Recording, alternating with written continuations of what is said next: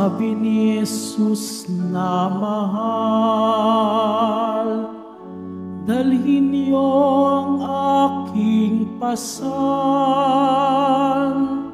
kaamuan ko'y tularan.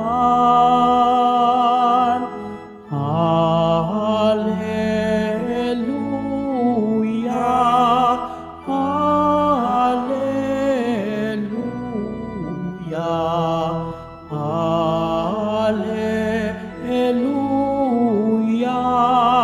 Hallelujah.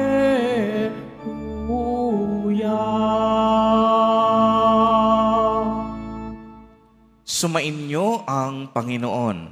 At sumayo rin. Ang mabuting balita ng Panginoon ayon kay San Lucas. Papuri sa iyo, Panginoon.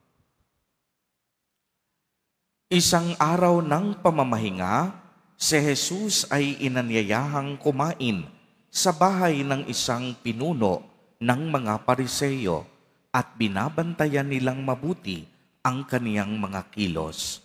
Napansin ni Jesus na ang pinipili ng mga inaanyayahan ay ang mga upuang nakalaan sa mga piling panauhin. Kaya't sinabi niya ang talinhagang ito, kapag inanyayahan kanino man sa isang kasalan, huwag mong pipiliin ang tanging upuan. Baka may inanyayahang lalong tanyag kaysa iyo at lalapit ang nag-anyaya sa inyong dalawa at sasabihin sa iyo, maaari bang ibigay ninyo ang upuang iyan sa taong ito? Sa gayoy, mapapahiya ka at doon malalagay sa pinakaabang upuan. Ang mabuti, kapag inanyayahan ka, doon ka maupo sa pinakaabang upuan, sapagkat paglapit ng nag-anyaya sa iyo ay kaniyang sasabihin, kaibigan, dini ka na sa kabisera. Sa gayon, nabigyan ka ng malaking karangalan sa harapan ng mga panauhin, sapagkat ang nagpapakataas ay ibababa at ang nagpapakababa ay itataas. Sinabi naman ni Jesus sa nag-anyaya sa kanya, kapag naghahanda ka, huwag ang mga kaibigan mo, mga kapatid, mga kamag-anak o mayayamang kapitbahay ang aanyayahan mo, sapagkat aanyayahan ka rin nila at sa gayoy nagantihan ka. Kaya kung ikaw ay maghahanda ng isang malaking salo-salo, ang mga pulubi, mga pingkaw, mga pilay, at mga bulag ang anyayahan mo, hindi sila makagaganti sa iyo at sa gayoy magiging mapalad ka. Gagantihan ka ng Diyos sa muling pagkabuhay ng mga banal. Ang mabuting balita ng Panginoon. Pinupuri ka namin, Panginoong Jesucristo. Magsiupo muna pang lahat. Magandang umaga po sa inyong lahat, mga kapatid kay Kristo. Sa lahat po ng ating mga taga-subaybay sa iba't ibang online platforms at sa lahat ng ating mga kadiboto sa iba't ibang panig ng Pilipinas at maging sa buong mundo kung saan tayo ay naaabot ngayon ng ating live streaming, mapayapang umaga din po sa inyong lahat. Purihin at dakilain natin ang ating Panginoon, ang mahal na poong Jesus Nazareno. Mga kapatid kay Kristo at mga kadiboto, malugod po namin kayong tinatanggap sa Basilica Minor at Pambansang Dambana ni Jesus Nazareno. Ang tema po ng ating ebanghelyo para sa araw na ito ay tungkol sa pagpapakumbaba at kababaan ng kalooban. Narinig natin, napakaliwanag ang sinabi ng ating Nuestro Padre, Jesus Nazareno.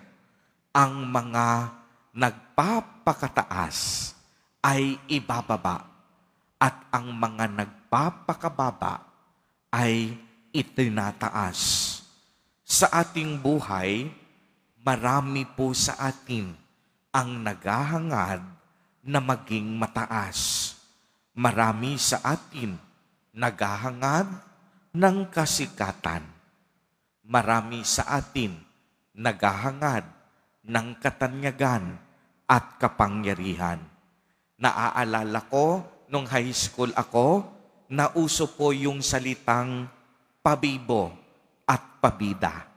Yung tipong lagi mong iniaakyat ang iyong sarili kahit hindi mo na kaya para ikaw ay mapansin lamang at makakuha ng atensyon. Minsan pa, ang gusto natin mabilis na paraan. Kaya gumagamit tayo ng mga pera, ng koneksyon, kapangyarihan, upang maluklok tayo sa pwesto o sa isang lugar na nais nating maabot o marating. Kaya naman, kung nagaganap ang mga ganitong sitwasyon, ibig sabihin, nakakalimutan na natin ang salitang sakripisyo o pagtitiis para sa iba. Nakalulungkot isipin na sa ating kultura, sa ating mga Pilipino, uso din yung salitang crab mentality na hinihila natin pababa ang ating kapwa para maiposisyon natin ang ating mga sarili. Pagmasdan ninyo, uso na rin ito sa panahon ni Jesus Nazareno.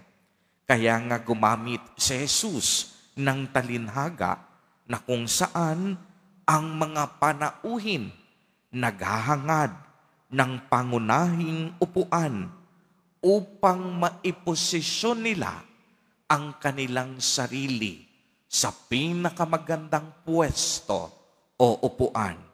Ngunit anong sinabi ni Jesus? Kapag ginawa ninyo iyon, mapapahiya kayo sapagkat ang nag-anyaya sa inyo pupunta upang kunin ang inyong pwesto dahil may nakalaan sa upuang iyon. Kaya anong bilin sa atin ni Jesus? Kung tayo ay uupo, piliin natin ang pinakaabang pwesto. Doon, kapag nakita tayo ng taong nag-anyaya sa atin at nakita ang ating kababaang loob, ibibigay sa atin ang pinakamainam, ang kabisera, ang luklukan, at ang kadakilaan. Ang ibig sabihin nito, kung tayo ay magpapakumbaba, tayo po ay pagpapalain ng may kapal. Uulitin ko po, mga kapatid, kung tayo ay magpapakumbaba at hindi tayo maghahangad ng anumang kasikatan at katanyagan, ang Diyos mismo ang magtataas sa atin. Kung taglay natin sa ating puso ang kabutihang asal, mangunguna dapat sa atin ang pagpapakumbaba at pagpaparaya.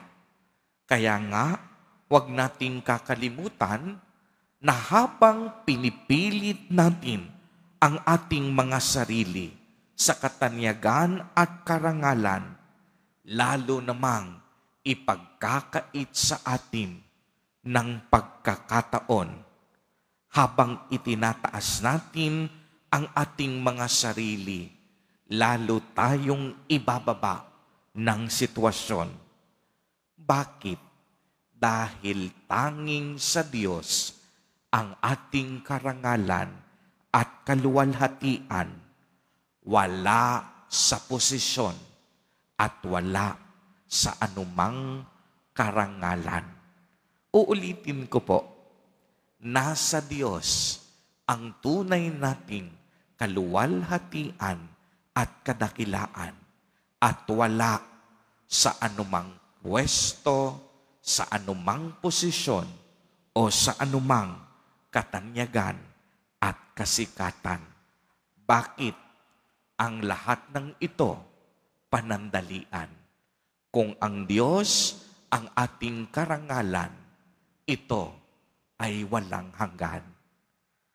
Mga kapatid kay Kristo, naway maging inspirasyon din natin ang mahal na Birheng Maria na kung pagpapakumbaba lamang ang pag-uusapan, nangunguna siya. Ang buhay ni Maria, isang buhay na puno ng katahimikan, kababaang loob at mabuting asal. Sa kaniyang pagiging simple at payak, hinirang at pinili siya na maging ina ng manunubos. Bagamat binigyan siya ng karangalan at malaking responsibilidad, si Maria nanatiling nakaapak sa lupa. Kaya Diyos mismo iniakyat siya sa kalangitan. At huwag nating kakalimutan ang pinakanangungunang inspirasyon natin, ang ating mahal na Poong Jesus Nazareno. Kahit siya'y likas at tunay na Diyos, hindi niya pinilit at pinagpilitang manatiling kapantay ng Diyos. Sa halip, hinubad niya ang lahat ng katangian ng pagiging Diyos. Namuhay na parang isang alipin. Namuhay kagaya natin, maliban sa kasalanan, ipinanganak tulad ng karaniwang tao. At nung siya'y naging tao, si Jesus mismo nagpakumbaba. Ang Diyos mismo bumaba at magpakumbaba hanggang kamatayan sa krus. Kung ang Diyos nga nagpakumbaba, tayo pa kayang mga tao ang hindi magpapakumbaba? Amen. Purihin at dakilain natin ang ating Panginoon, ang mahal na Poong Jesus Nazareno.